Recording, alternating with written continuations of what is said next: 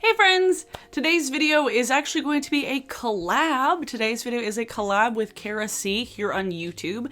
And today we're going to be doing the eyeshadow palette tag started by Samantha March and Allie Glines. Kara approached me wanting to do this video and I was like, that sounds like a fun idea for a tag. And I like talking about eyeshadow palettes. So there are a series of questions, a series just like lists of things of like your most expensive palette, a palette worth the hype. I haven't seen a tag like this in a while, so I figured it'd be a fun one to do. So you should go check out Kara's video after mine. Definitely go check out her channel. I'll leave a link to her video in the description and in a card. And yeah, so I got a new ring light, so if the lighting looks a little bit different, it's because of that. I have a new ring light, and so I'm still kind of like adjusting exactly to the best way to use it. So yeah, I have a new ring light and it's pretty dope. I'm pretty excited about it. So let's get started. First things first, show your newest palette. My Smoky Glow and Midas palette. I've used it a ton in videos. I've used it a ton day to day. I love it. It's good. I did buy the 420 palette from Melt. Sue me. But yeah, this is the newest one that I have in my collection and I love it. I love it so much. It's so good. And I'm so proud of you, Hannah. Next is your oldest palette, and this is a sleek palette from so many years ago. This is the Vintage Romance palette. It's not bad. It's pretty nice. Like, I don't know, I just never use it. I got this from a subscriber a really long time ago when I got a bunch of stuff sent to me from the UK. They sent me this, and then I think they sent me like a collection Lasting Perfection concealer, like my favorite concealer of all time.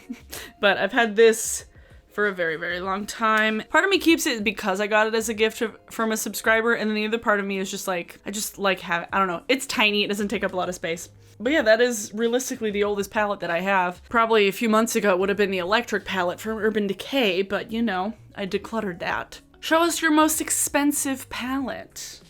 This one or my Lunatick Cosmetic Labs one, but that's a face palette, so I consider it a little bit different because I don't use it as eyeshadow. But the Gemini palette is absolutely my most expensive. This I believe was $58. Yes, $58 for this, but this is my most expensive palette and it is in my top 3 favorites for sure. For sure. I did a video ranking all my eyeshadow palettes if you want to check that out.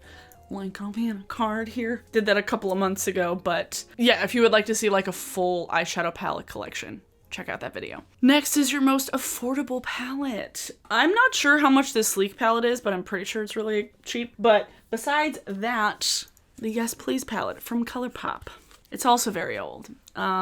This, I think these were like $12. I don't remember. They're very inexpensive. It might be more now, but I know when this first came out, it was like maybe 15. It was like super cheap. Yeah. It's inexpensive, but it's good quality. And I bought this originally because I was enamored by the Natasha Denona Sunrise. Is it the Sunrise? One of this sun palette that looks like this. And I was like, I'm not gonna spend $125 on a palette. I'll spend less than 20. Yeah, dope, sweet, love it. Love it so much. I have a lot of palettes that are actually within like the $15 to $20 range. I have that one, some Juvia's Place palettes. Yeah, mainly those. Next. Show your everyday palette. Now, my everyday palette, oh, did I even grab one? Realistically, my everyday palette lately has been this one. This isn't exactly the Futurism 2. This one, Georgia kind of Franken-makeuped and put a different eyeshadow in it, but this one has been really good for every day. Honestly, this one has been really good for every day as well lately. I haven't been going anywhere, so it's like I can do fun things. I haven't been doing my makeup every day.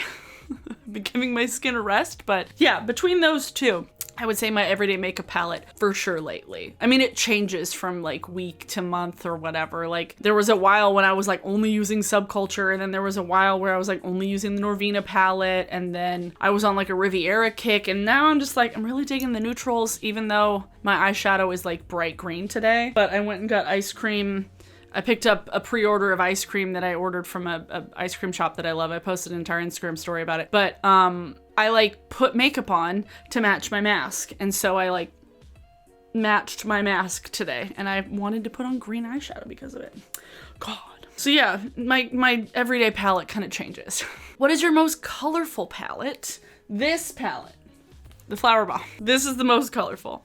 It's like realistically the largest, and also just like all brights, it's like brights and pastels. It's big, it's pretty, it's nice, I like it. They just recently redid the packaging, which I actually like the new packaging more. I like this packaging, but the new packaging is very, very pretty. But yeah, the quality of eyeshadows in this is great. I love Midas, and lots of brights. So if you like brights, this one's good. Next. Show your smallest palette. Now, I don't know if I count quads as palettes, but these are both little quads from also Midas.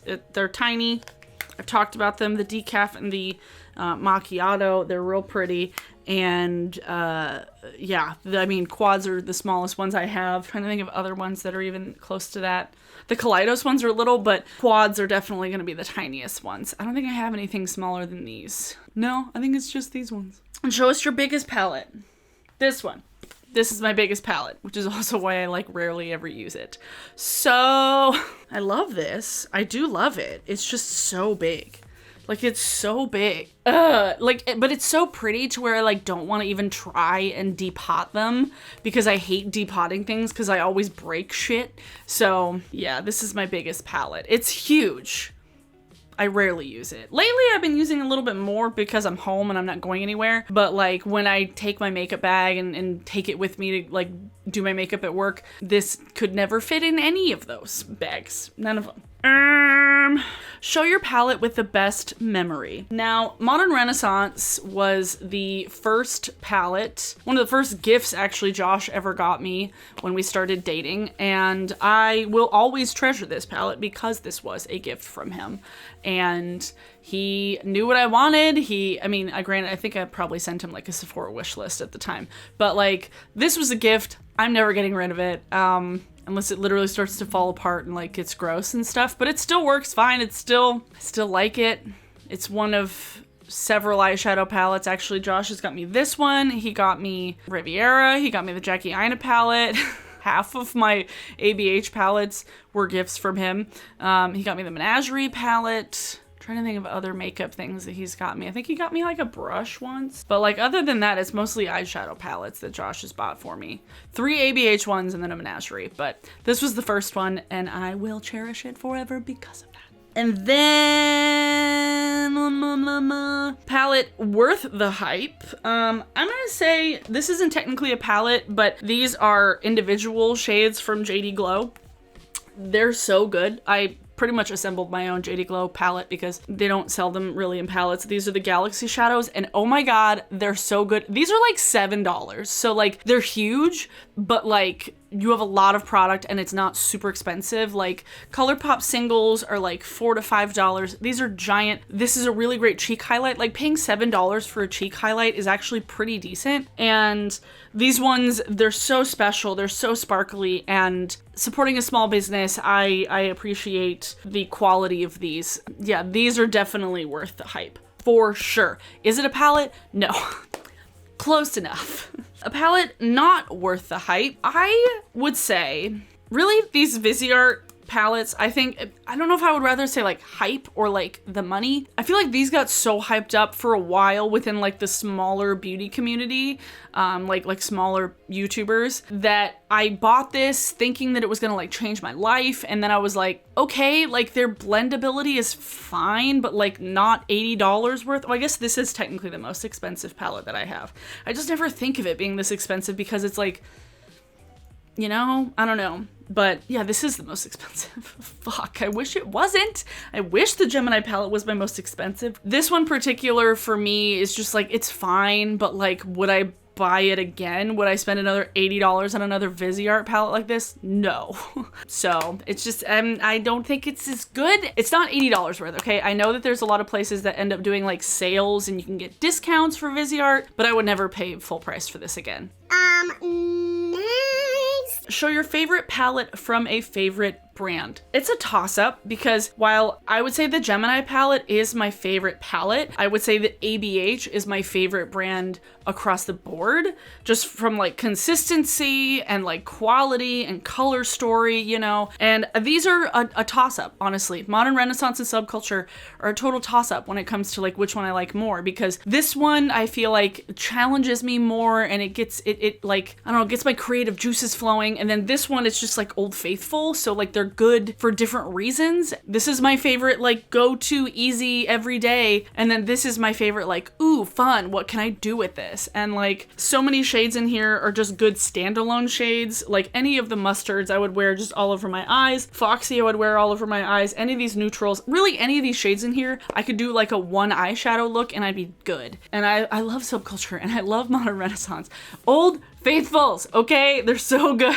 And then last but not least, your most used palette. Again, Fucking Modern Renaissance. I've used this more than anything. I mean, this and then maybe like the Moonchild Glow Kit, but I don't know if I want to count a highlighter palette.